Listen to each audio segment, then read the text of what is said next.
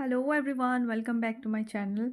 काफ़ी दिनों बाद मैं अपना थोड़ा लंबा वीडियो बनाने वाली हूँ क्योंकि मैं कुछ दिनों तक मैं सिर्फ शॉर्ट्स ही अपलोड कर रही थी।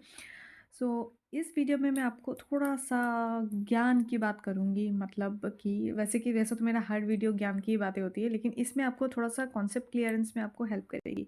और थोड़ा सा जो किताब से अलग के हम जब नेचर के साथ जब हम रिलेटेबल कॉन्सेप्ट को समझते हैं ना, तो उसमें आपको मदद करेगी ये चीज़ें समझने के लिए। ठीक है, आप सोच रहे होंगे कि क्या चीज़ क्या बताने वाली हूँ। सो आज हम बताने वाले हैं और पढ़ने वाले हैं ऑक्सीजन से रिलेटेड।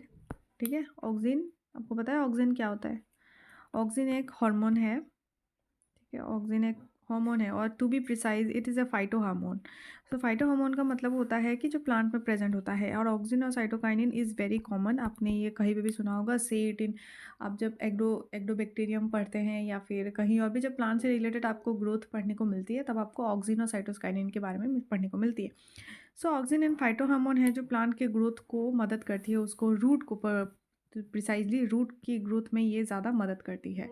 अब हमें ये जानना है कि मेरा, चलो ये तो बता दिया, ये मैंने आपको एक फ्लैशबैक दे दी थी। अब मेरा ये कहना है इस वीडियो में, मेरा ये आपको एक्सप्लेनेशन रहेगी कि ऑक्सीजन ऑक्सीजन कैसे प्लांट के जो है ना, ये सपोज एक प्लांट का रूट है, ऑक्सीजन इस रूट के ग्रोथ को कैसे इंक्रीज करती है, कैसे इसको एलोंगेट करती है, कैसे इसको बढ़ाती है, ये मैं आपको बताने वाली हूँ।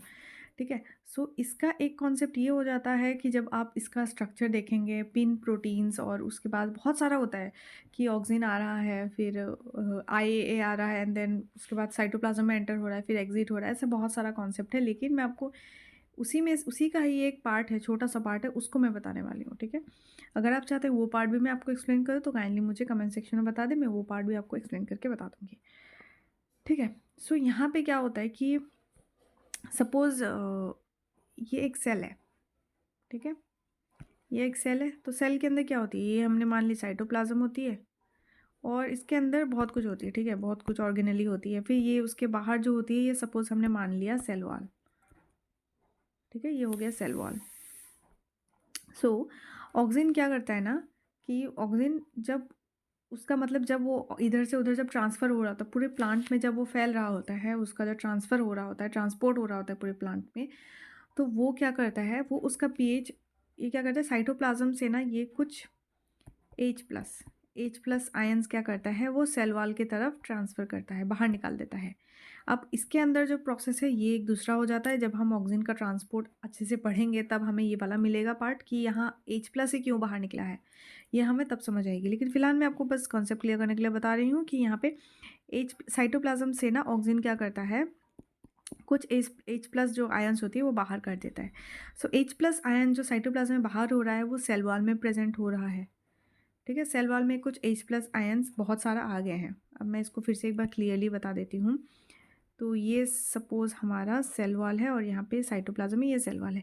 सो यहाँ सेल वॉल में बहुत सारा H+ आ गया है क्योंकि ऑक्सीजन ने बाहर इसको पंप किया है, एटीपीएस, H+ एटीपीएस पंप से इसको बाहर पंप किया है। तो सेल वॉल में क्या हो जाता है, सेल वॉल में बहुत ज़्यादा H+ हो जाता है।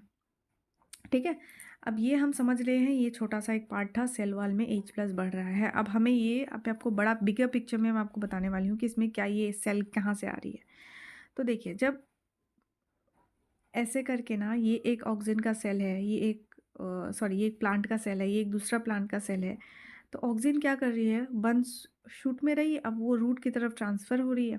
ठीक है, जब वो, इसे हम एक्रोपिटल ट्रांसपोर्ट कहते हैं। जब ये जब ट्रांसफ़र हो रही है नीचे एक्रोपिटल ट्रांसपोर्ट से, तो क्या होती है कि ये ऑक्सीजन क्या करती है, यहाँ से सेल से वो कुछ H+ पंप करती है, सेल वॉल को H+ पंप करती है। ठीक है, H+ पंप करने की वजह से, ये एक रूट का स्ट्रक्चर है। ठीक है, ये एक रूट हो गया। ठीक है, H+ बहुत ज़्यादा पंप करने की वजह से यहाँ जो बाहर का एनवायरनमेंट होता है, सेल वॉल का एनवायरनमेंट, वो एल्केलाइन हो जाता है। ठीक है, वो क्या हो जाता है, नहीं सॉरी मैं गलत बोल रही हूँ, यहाँ एसिडिक हो जाता है। सो H+ ज़्यादा होता है, मतलब क्या हो जाता था, एसिडिक होता था, राइट। और H+ कम होने का मतलब क्या था, बेसिक हो जाना चीज़ों का। बेसिक हो जाना मतलब OH का कंसनट्रेशन, OH का बढ़ जाना, OH का बढ़ जाना इज़ बेसिक। ठीक है, और H+ का बढ़ जाना इज़ एसिडिक, ये हमें पता है। तो यहाँ पे क्या होता है, कुछ H+ कुछ बढ़ जाते हैं। ठीक है, यहाँ पे कुछ H+ सेल वॉल की तरफ से बढ़ जाता है। जब ये H+ बढ़ जाता है तो सेल वॉल में का जो एनवायरनमेंट करता है वो उसे कर देता है एसिडिक। सेल वॉल का एनवायरनमेंट एसिडिक हो गया। सो एसिडिक एनवायरनमेंट में क्या हो जाता है कि एसिडिक एनवायरनमेंट में कुछ प्रोटीन्स एक्सप्रेस होते हैं, उन प्रोटीन्स को हम कहते हैं एक्सपेंसिन्स। ठीक है, तो इस जो एसिडिक पीएच में ना, जो रूट के सेल्स में ये प्रोटीन, सेलों में ये प्रोटीन प्रेजेंट होता है एक्सपेंसिव। सो एक्सपेंसिव क्या करता है, ड्यू टू एसिडिक एनवायरनमेंट ये एक्टिवेट हो जाता है। अब ये एक्टिवेट होने की वजह से क्या हो जाता है, ये सेल वॉल में ना, जो इनका, देखिए सेल वॉल पहले कैसा रहता है, बहुत स्टिफ रहता है, राइट, एकदम पूरा घना सा ऐसे करके बहुत स्टिफ रहता है। ये हमने सेल वॉल की, जब हम स्टेरियोल कोलेस्ट्रॉल के बारे में पढ़ते हैं तब भी हमने ये पार्ट हमें मिली थी, है ना, उसकी रिजिडिटी, सेल वॉल की रिजिडिटी वो बदलती है एंड ऑल ये सब। ठीक है, सो जब ये एक्सपेंसिव एक्टिवेट हुआ, ये क्या करते हैं, इनको लूज़ कर देता है। आपको ऐसे करके याद रखनी है, एक्सपेंसिव मतलब something is getting expanded, right. तो ये उसे क्या कर देती है, लूज़ कर देती है। तो लूज़ करने की वजह से क्या हो जाता है, इनके बीच में इनका जो स्ट्रक्चर है ना वो थोड़ा सा ढीला हो जाता है। तो अब जब लूज़ हो जाएगी, लूज़ होने की वजह से क्या होता है, ये दोनों के बीच में ज़्यादा गैप हो गई, इसके बीच में ज़्यादा गैप हो गई, ऐसे गैप्स आ जाते हैं। अब जब मैंने आपको बताया कि ये लूज़ करता है, तो ये किस चीज़ को लूज़ करता है, ये भी जानने वाली बात है। लूज़ कर रहा है, लेकिन किसे लूज़ कर रहा है ये, ठीक है। इसे जब लूज़ करता है ना, वो सेलुलोज माइक्रोफिब्रिल्स को लूज़ करता है। ठीक है, अब सेलुलोज माइक्रोफिब्रिल के बारे में क्यों बोल रही हूँ मैं, ये इमेज में आपको एक फिर से क्लियर इमेज में बताती हूँ। ठीक है, ओके। सो जब हम देखते हैं ना, देखिए ये रहा हमारा कुछ स्ट्रक्चर, ठीक है, ये सेलुलोज माइक्रोफिब्रिल है, ये प्रेजेंट है, सेलुलोज माइक्रोफिब्रिल, ठीक है, मैंने स्मॉल साइन में लिखा है सेलुलर माइक्रोफिब्रिल। तो क्या हो जाता है, तो एक्सपेंसिन होता है, एक्सपेंसिन्स आके इनके बीच में ये दो, देखिए ये 3 सेलुलोज हैं, ठीक है, सेलुलोज से बना हुआ माइक्रोफिब्रिल्स है, ठीक है, ये 4 माइक्रोफिब्रिल्स है, इनके बीच में कुछ H बॉन्ड्स होते हैं, हाइड्रोजन बॉन्ड्स होते हैं। एंड हमें पता है हाइड्रोजन बॉन्ड क्या होती है, थोड़ी सी वीक बॉन्ड होती है। तो H बॉन्ड होती है इनके बीच में। जब ये H बॉन्ड होती है ना, पहले तो ये बहुत ज़्यादा स्टिफ थे, पहले ये बहुत ज़्यादा स्टिफ थे, यहाँ आपने देखा ना बहुत स्टिफली ये अरेंज्ड है।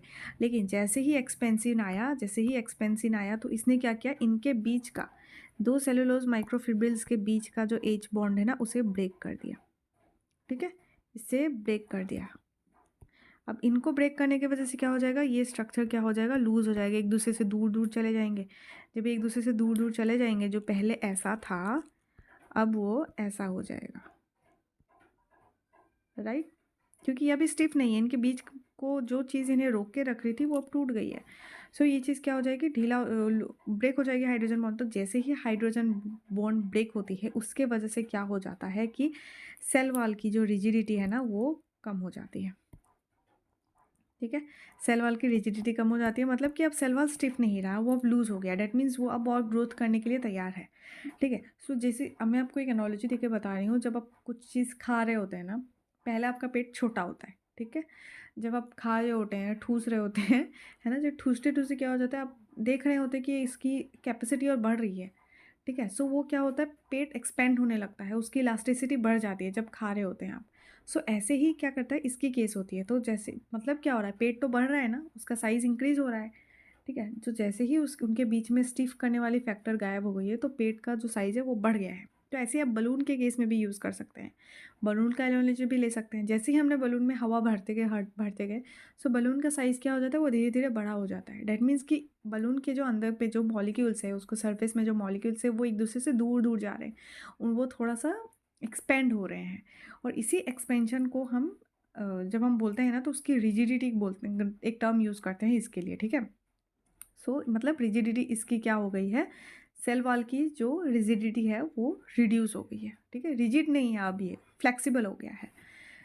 ठीक है, और ये सेल अब एलोंगेशन के लिए रेडी हो गया है। अब सेल एलोंगेशन के लिए रेडी हो गया है मतलब क्या, जो जो रूट अब इतने साइज की थी, अब एक्सपेंसिन्स के एक्टिवेट होने के वजह से, और एक्सपेंसिन्स क्यों एक्टिवेट हो रहा था, due to pH, that which is acidic, acidic pH के वजह से एक्सपेंसिन एक्टिवेट हो रहा था, और एक्सपेंसिन के एक्टिवेट होने पे एक वजह से सेलुलोज जो माइक्रोफिब्रिल्स था, सेलुलोज माइक्रोफिब्रिल्स के बीच का जो हाइड्रोजन बॉन्ड था वो ब्रेक हो गया, और हाइड्रोजन बॉन्ड ब्रेक होने के वजह से इनमें क्या हो गई, काफ़ी ज़्यादा फ्लेक्सिबिलिटी आ गई, और फ्लेक्सिबिलिटी होने के वजह से, ठीक है, फ्लेक्सिबिलिटी होने के वजह से अब ये प्लांट जो है, जो पहले इतना साइज़ का था, अब वो बढ़ के इतना हो गया, मतलब उसकी ग्रोथ हो गई है, वो अपने बीच में इनका सेल्स फ्लेक्सिबल हो गया है, ठीक है। सो ऐसे ही एक और कंपाउंड होती है, ये तो हमने समझ ली एक्सपेंसिन के बारे में, ठीक है, जो प्लांट्स में हमें यूज़ होती है। सो ऐसा ही एक दूसरा प्रोटीन होता है, ठीक है, दूसरा कंपाउंड होता है, डेट इज़ फ्यूजिकोकिन। ये फंगस में सेम टेक्निक फेनोमेना करता है, ये फंगस में, ठीक है। सेल वॉल का ऐसे करके प्रोटॉन पंप कर देता है, फिर उसके बाद उसकी फ्लेक्सिबिलिटी इस वॉल की लूजनिंग हो जाती है, जिसके वजह से क्या हो जाता है कि फ्लेक्सिबिलिटी बढ़ जाती है और सेल इलोंगेट करने लगती है। अब अगर आपने समझी होगी पूरी पर्टिकुलर कॉन्सेप्ट को, अगर मैं आपको एक चीज़ यहाँ पे अगर मैं पूछूँ कि देखिए सेल वॉल है, ये सेल वॉल है, इसकी अगर एसिडिटी बढ़ रही है, ये अगर एसिडिक हो रहा है, तो क्या होता है, सेल वॉल लूजनिंग हो जाती है, सेल वॉल लूज हो जाती है और ग्रोथ हो जाती है, ठीक है। ये हमने एक पार्ट समझी थी। सो क्या आप मुझे अपना थोड़ा सा दिमाग लगाइए और ये बताइए कि अगर ये चीज़ एसिडिक है तो ये सेल वॉल लूज हो रही है, सो अगर हमें इसकी ग्रोथ बंद करनी है, ये पर्टिकुलर सेल की अगर बंद करनी है growth in case of plants, तो हम इसमें क्या ऐसा कुछ डालेंगे जिसके वजह से इसकी सेल वॉल की ग्रोथ कम हो जाएगी, ठीक है। अगर आपके दिमाग में इसका आंसर फटाक से आ रहा है, तब तो आप समझ गए हैं मैं क्या कहने की पूरी वीडियो मैंने एक्सप्लेन करने की कोशिश की। अगर नहीं आई है तो आप आगे देखिए, मैं आपको बताती हूँ। सो देखिए, एसिडिक एनवायरनमेंट में सेल वॉल लूज हो रही है, अब इसका हम ओपोजिट कर देंगे। इसका ओपोजिट क्या हो जाता है, जब हम सेल वॉल का एनवायरनमेंट बेसिक कर देंगे, मतलब कि यहाँ एल्कलाइन कर देंगे, यहाँ से अगर हम H+ हटा देते हैं तो ये बेसिक हो जाएगा। बेसिक हो जाने के वजह से क्या हो जाती है, ये सेल वॉल की लूजनिंग नहीं करेगी, क्योंकि एक्सपेंसिव एक्टिवेट नहीं होगा। ऐसे ही करके हम सेल वॉल के ग्रोथ को मतलब इनहिबिट कर सकते हैं, ठीक है। अगर इसकी हमने पीएच जो है ना, पीएच को हम अगर इसकी पीएच जब अगर बढ़ा दें, अगर इसकी पीएच हम बेसिक कर दें, तो इसकी क्या हो जाएगी, सेल वॉल की ग्रोथ, सेल वॉल एक्सपेंड होना कम हो जाएगा। सेल वॉल एक्सपेंड कम हो रहा है तो फिर सेल की ग्रोथ भी कम होगी। ऐसे करके मैंने आपको बताया कि सेल एलोंगेशन का प्रोसेस जो ऑक्सिन करती है, कि किस तरह से सारी चीज़ें रेगुलेट हो रही है। सो आई होप आपको ये वीडियो हेल्पफुल रही है। अगर आपको रही है तो काइंडली मेरे चैनल को सब्सक्राइब कर दें अगर आपने नहीं किया है, और कंटेंट पसंद आ रहा है तो आप लाइक भी कर सकते हैं, क्योंकि लाइक करना मुफ्त है फ्री की है, आप लाइक कर सकते हैं, ठीक है। और अगर आपका कुछ सजेशन है या फिर you want me to explain